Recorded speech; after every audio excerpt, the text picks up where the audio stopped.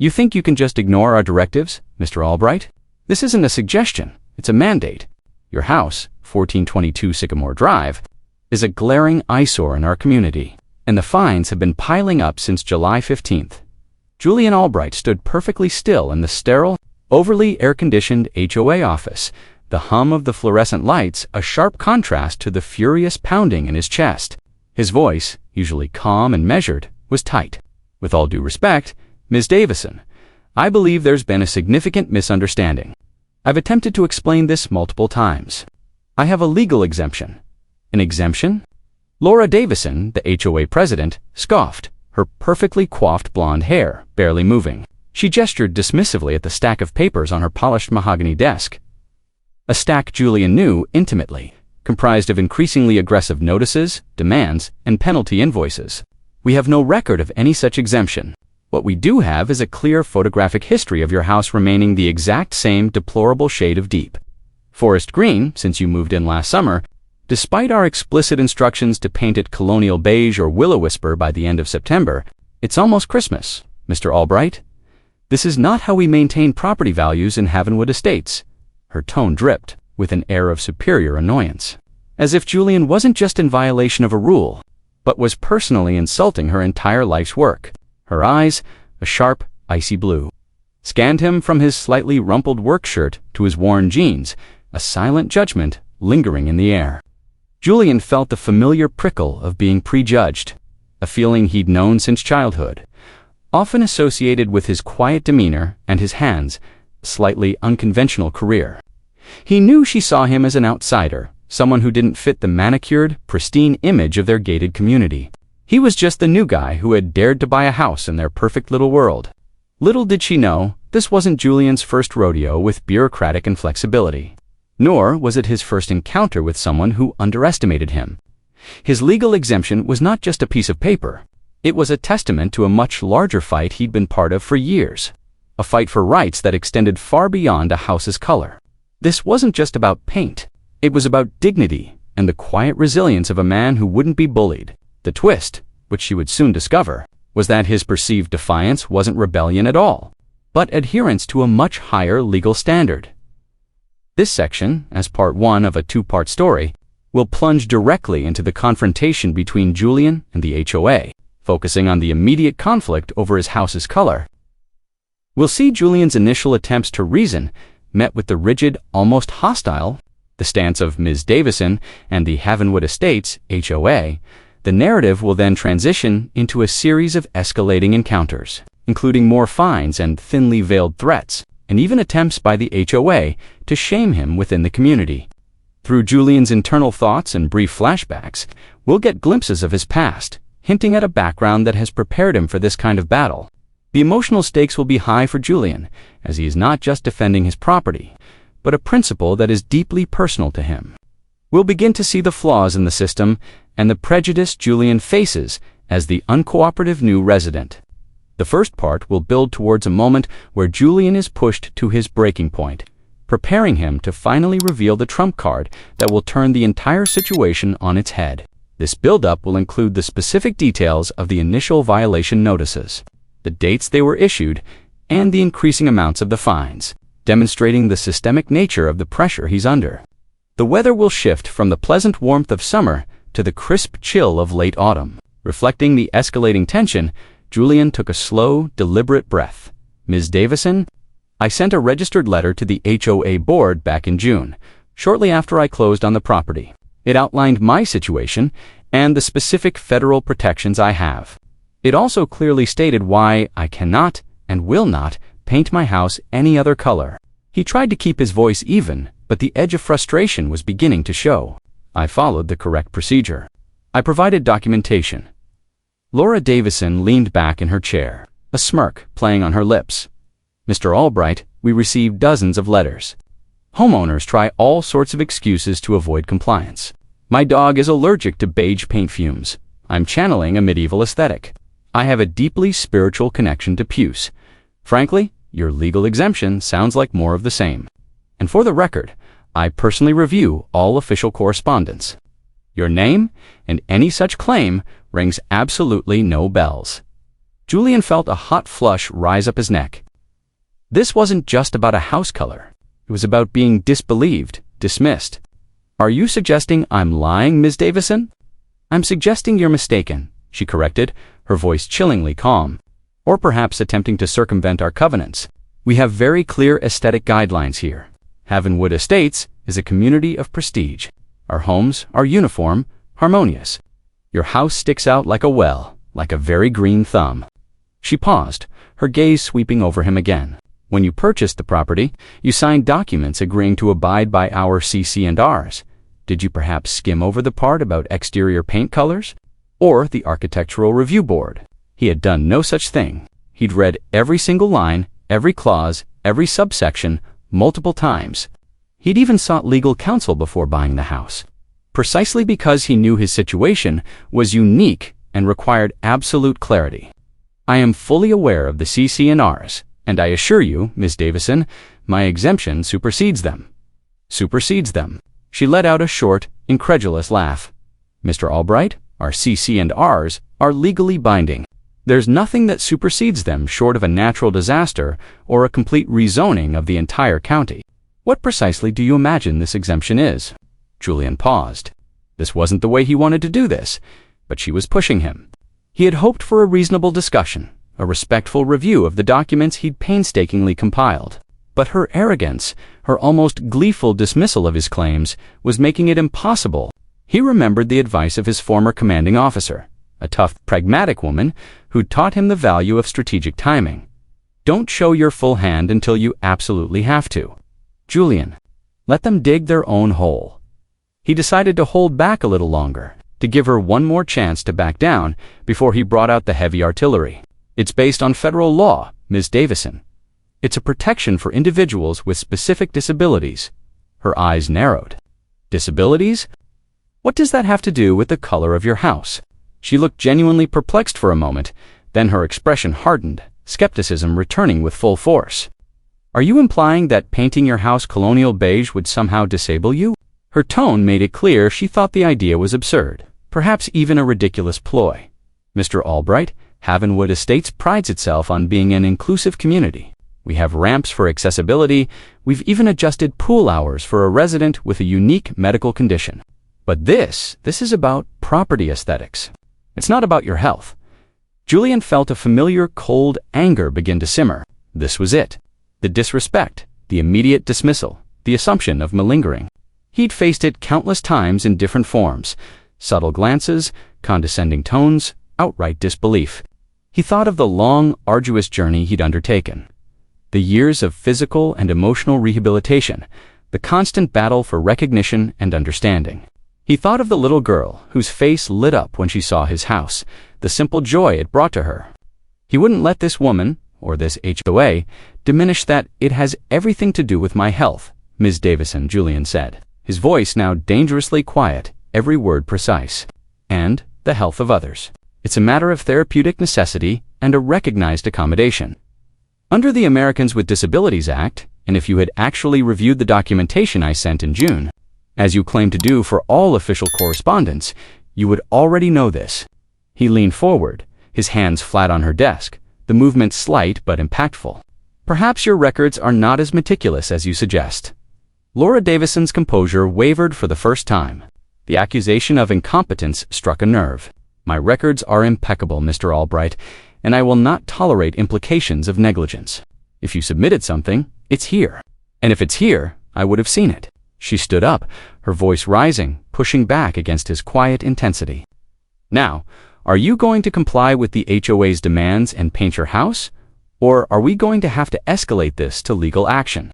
Because I assure you, our legal team is far more experienced in community covenants than you are in whatever this federal protection for disabilities claim is. I think you'll find that I am quite experienced in federal protections for disabilities." Julian replied, a hint of steel in his voice.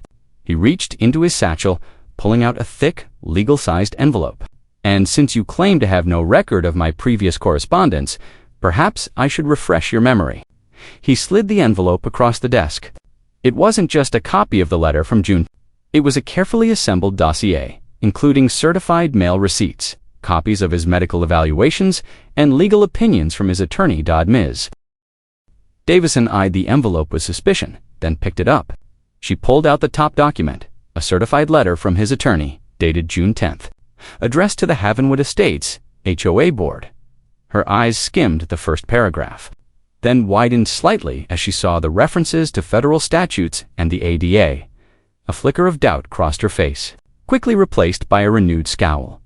"This is an intimidation tactic, Mr. Albright," she declared, though her voice lacked its earlier conviction. "You think a letter from a lawyer will scare us? We deal with these all the time. It's not an intimidation tactic, Ms. Davison. It's a resubmission of information you apparently misplaced or ignored, and it's a warning.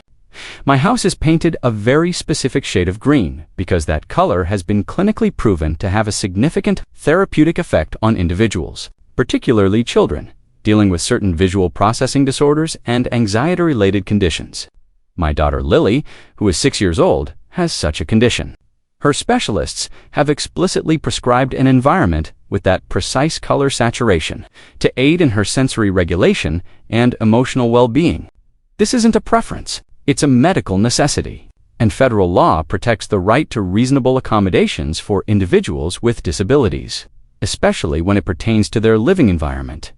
He watched her face as she processed his words. The color drained slightly, replaced by a mottled red. The mention of a child and a legitimate medical condition seemed to pierce through her hardened exterior, if only for a second. The carefully constructed image of an uncooperative, defiant homeowner. He wasn't just some guy being difficult. He was a father advocating for his daughter. "A child," she murmured, almost to herself. She quickly regained her composure. "Even so, Mr. Albright, this is a residential community, not a medical facility. We have standards. We have property values to uphold. One house being chartreuse when all others are beige or gray could negatively impact the entire aesthetic. It's not chartreuse," Julian corrected, his voice firm. "It's a specific shade, a deep, earthy forest green. And its impact is far more profound than mere aesthetics. It helps Lily navigate her world. It's her sanctuary, a beacon of calm for her. When we were looking for a house, the ability to paint it this specific color was a non-negotiable requirement. My attorney ensured that the exemption was legally sound and properly submitted before we even closed on the property." He pulled out another document from the envelope, a certified copy of a doctor's note, on official letterhead, detailing Lily's condition and the specific therapeutic need for the color green in her immediate environment, emphasizing the home as a primary space for this therapy. It was dated May 28th, over 6 months ago. Laura Davison's gaze dropped to the doctor's note. She picked it up, her fingers trembling slightly. The professional jargon, the official stamps, the signature of a renowned pediatric specialist, it all lent an undeniable weight to Julian's claims. The rigid lines of her face softened almost imperceptibly as she read through the medical details. Even if she didn't fully grasp them, the image of a defiant rule-breaker dissolved, replaced by a father fighting for his child. This changes things," she admitted, her voice much quieter, almost hesitant. The aggressive certainty had evaporated. "Why wasn't this brought to our attention before?" "It was," Julian stressed, his voice rising slightly, exasperation finally winning out. "In that registered letter you claim not to have received in June. I sent it weeks before the first request to paint my house. I also included a copy in my response to your first violation notice, dated July 15th, and again with the second and third notices. Each time I tried to explain. Each time I was met with form letters, increasing fines, and a complete unwillingness to even consider my position." He leaned back, gesturing to the stack of past notices on her desk. "You've sent me 6 notices so far, Ms. Davison. The fines are up to $1,500. Each one escalated. The demands without acknowledging any of my responses. I called your office multiple times, left messages, tried to schedule a meeting. No one returned my calls until you finally agreed to this meeting today, 5 months after my initial submission. 5 months of stress, of worrying about legal action. All because the HOA apparently ignored critical, legally binding information." His words hung in the air, weighted with the injustice of the situation. The confident, accusatory Laura Davison was gone, replaced by a woman who looked genuinely rattled. Her eyes darted from the doctor's note to the legal opinion, then to the stack of notices on her desk. The initial fine, a mere $50, had ballooned into a significant sum, and it was clear that she was now realizing the potential implications of the HOA's oversight. The pride she'd taken in Havenwood Estates' pristine image now seemed overshadowed by a much larger, more serious legal liability. The crisp autumn air outside, once invigorating, now felt charged with the gravity of what had just transpired in the small office. The promise of the upcoming holiday season seemed a distant, irrelevant thought in the face of this sudden, intense reckoning. I need to review this," she stammered, gathering the documents. "I need to speak with the board and our legal counsel. This is unexpected. Unexpected because you failed to do your due diligence, Ms. Davison," Julian said, his voice firm. "I wasn't trying to be difficult. I was trying to live in peace, in a home that provides therapeutic support for my child, in full compliance with the law. My exemption is not a loophole. It's a federal protection, and the HOA's persistent refusal to acknowledge it, culminating in these fines and threats, could be interpreted as a violation of that very law. I merely wanted my house to be a haven for my daughter, not a battleground." He stood up, collected his satchel, and looked directly into her eyes. "I expect an immediate halt to all further fines and demands. Ms. Davison, I also expect a full refund of any fines I've already paid, and a formal apology from the board. And I hope this time my communication will actually be red dot with that." Julian turned and walked out of the office, leaving a stunned Laura Davison amidst a pile of documents that had just shattered her carefully constructed reality. The door clicked shut behind him, leaving her in the suddenly silent room, the hum of the fluorescent lights now seeming to mock her earlier bravado. Outside, the late November air was sharp, carrying the scent of damp leaves and impending winter. Julian took a deep breath, the tension slowly bleeding out of him. He hadn't wanted this confrontation, not really. He'd hoped that his initial, carefully worded letter would have been enough. But he knew, deep down, that people like Laura Davison often needed to be hit with an undeniable truth before they would ever consider changing their minds. He thought back to the summer, to the day they had moved into 1422 Sycamore Drive. The house, a charming colonial, had initially been a pale yellow. Lily, his spirited but often overwhelmed daughter, had been wary. New places were hard for her, but Julian had promised her, as soon as they moved in, that they would paint her calm color on the outside. He remembered her excited squeal as the first swath of deep forest green paint went onto the siding, a promise fulfilled. That had been in early July, just days before the first polite. Then, increasingly demanding letters from the HOA began to arrive. He walked to his car, pulled out his phone and dialed his attorney, Sarah Jenkins. "It's done, Sarah," he said, his voice tired but relieved. "I showed her everything. I think she finally understood." "Good," Sarah replied, her voice crisp and professional. "I had a feeling that would be the case. They always resist until they realize the depth of their legal exposure. Just remember, Julian, this isn't over. They'll regroup, they'll consult their own lawyers. But you've laid the groundwork. You've shown them the true cost of their negligence." "I just want peace," Julian admitted, his gaze drifting towards a perfect beige-colored house across the street. "I want Lily to feel safe and secure, without constantly worrying that someone is going to demand we change her special house, and you will get it," Sarah assured him. "This is a clear-cut case. They ignored your legitimate request for accommodation under federal law. They harassed you, levied baseless fines, and caused emotional distress. This isn't just about the paint color anymore, Julian. It's about accountability." He ended the call, still feeling the lingering adrenaline of the confrontation.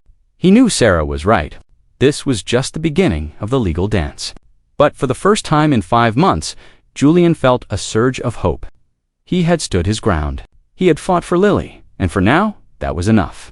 The brisk December wind carried the scent of pine needles, a reminder that the holidays were approaching, and with them, a new season, a new chapter in his fight for his family's peace. Generating part 2 of 2, the brisk December wind carried the scent of pine needles, a reminder that the holidays were approaching, and with them, a new season, a new chapter in his fight for his family's peace. Julian drove home, the late afternoon sun casting long shadows across the manicured lawns of Havenwood Estates. Each beige, gray, or pale yellow house seemed to mock the vibrant green of his own, a stark reminder of the battle he had just fought. He knew Sarah was right. This was far from over. But a sense of calm, a fragile peace, had settled over him, the kind that comes after shedding a heavy burden. For the first time in months, he felt like he could breathe without the constant weight of the HOA's demands pressing down on him. He pulled into his driveway, the deep forest green of his house, a comforting sight. Lily was already home from school, her laughter drifting from the backyard where she was playing with their golden retriever, Cooper. He watched her for a moment, her small figure illuminated by the soft winter light, chasing after the ball Cooper had dropped. Her joy, often hard won, was his anchor. This house, this color, was not a trivial matter. It was the scaffolding of her stability, a quiet shield against a world that often overwhelmed her senses. He wouldn't let anyone take that away. Inside the sterile HOA office, Laura Davison slumped into her chair, the weight of Julian Albright's words settling heavily upon her. The certified mail receipts, the doctor's note, the attorney's letter, they lay scattered across her desk, undeniable evidence of their colossal oversight. The hum of the fluorescent lights now sounded less like a symbol of efficiency and more like a taunting buzz. Her perfectly coiffed hair felt suddenly heavy. Her polished mahogany desk, a stage for her humiliation. She immediately called an emergency board meeting. The other members, Richard Thorne, a retired real estate developer, Eleanor Vance, a meticulous former accountant, and Mark Chen, a perpetually optimistic marketing executive, arrived with varying degrees of irritation. At having their evenings interrupted, Laura, usually composed and authoritative, was visibly shaken.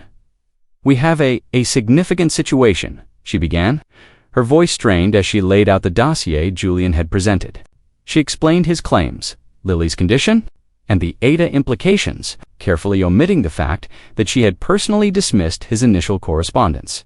Richard Thorne, ever the pragmatist, was the first to speak. "So, you're telling me, Laura, that we've been fining this man for months, threatening legal action, all while he had a legitimate, federally protected exemption on file?"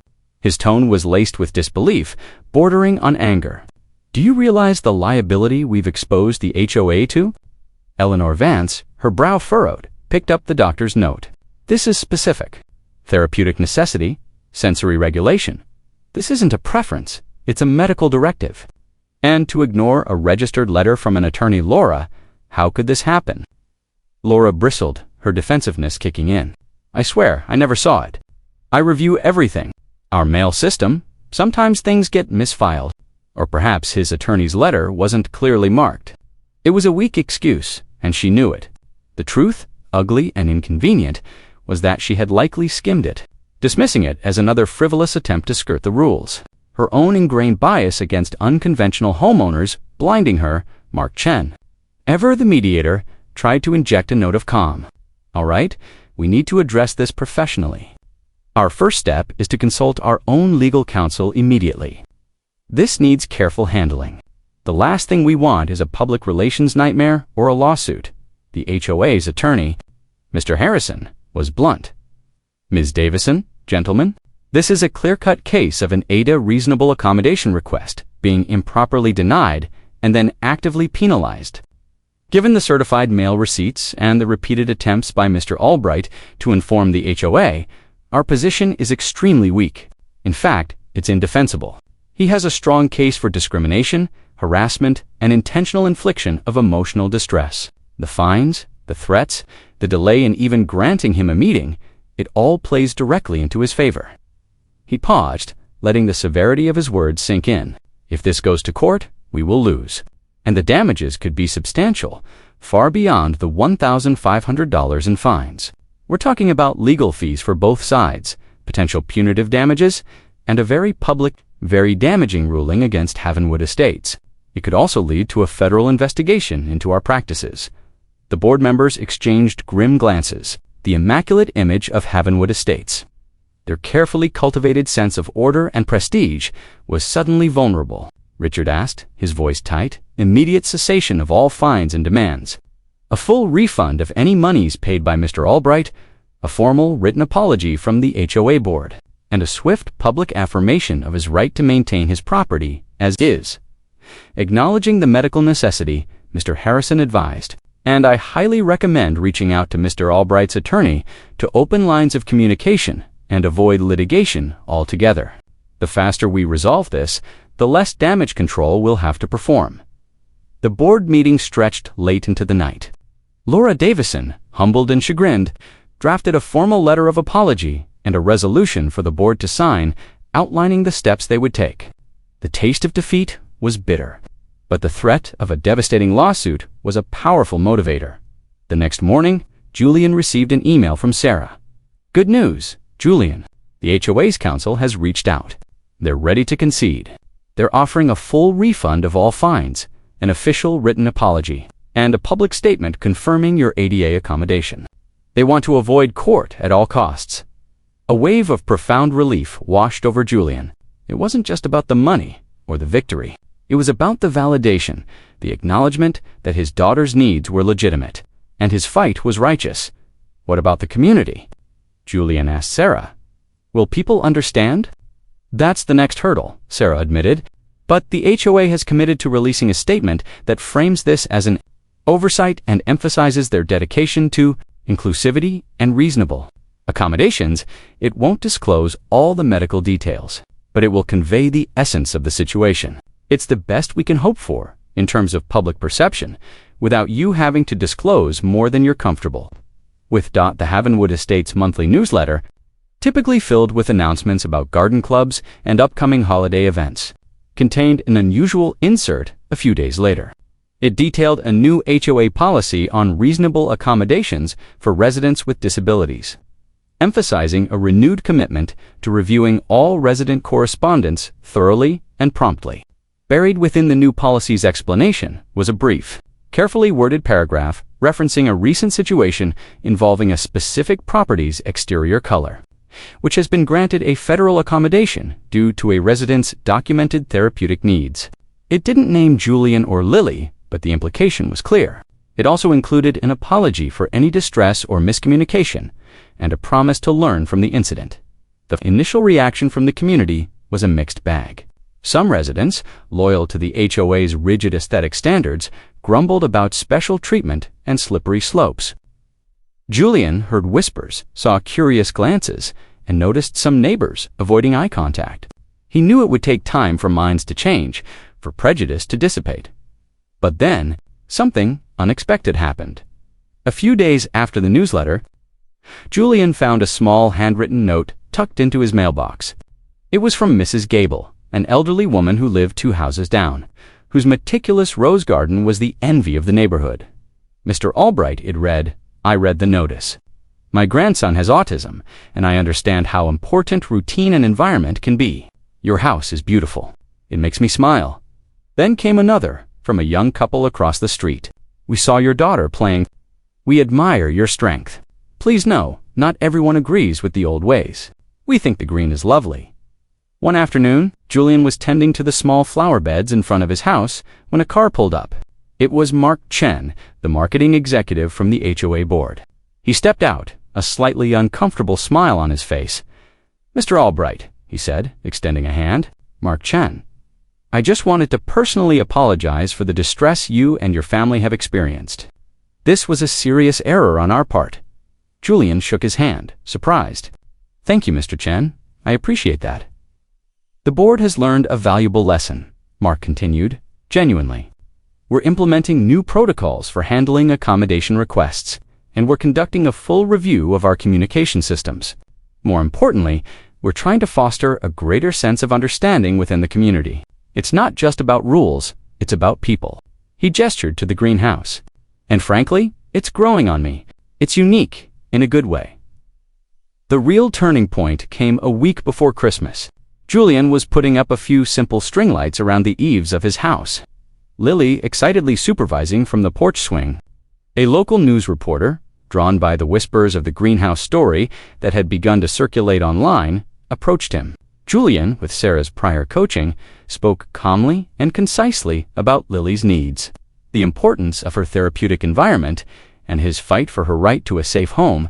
He didn't demonize the HOA, instead focusing on the broader message of understanding and accessibility. He showed a picture of Lily, beaming next to the freshly painted green wall of her room. Explaining how the color brought her calm, the story aired that evening, a quiet, poignant piece amidst the usual holiday cheer.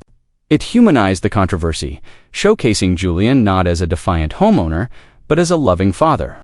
It highlighted Lily's innocent joy and the critical role her home played in her well-being. The community, watching from their beige, gray, and pale yellow living rooms, saw not an eyesore, but a sanctuary. Over the next few days, the subtle shifts became more pronounced. Kids walking by would wave at Lily, calling out, "I love your greenhouse." Parents, initially wary, started nodding in greeting, some even stopping to chat.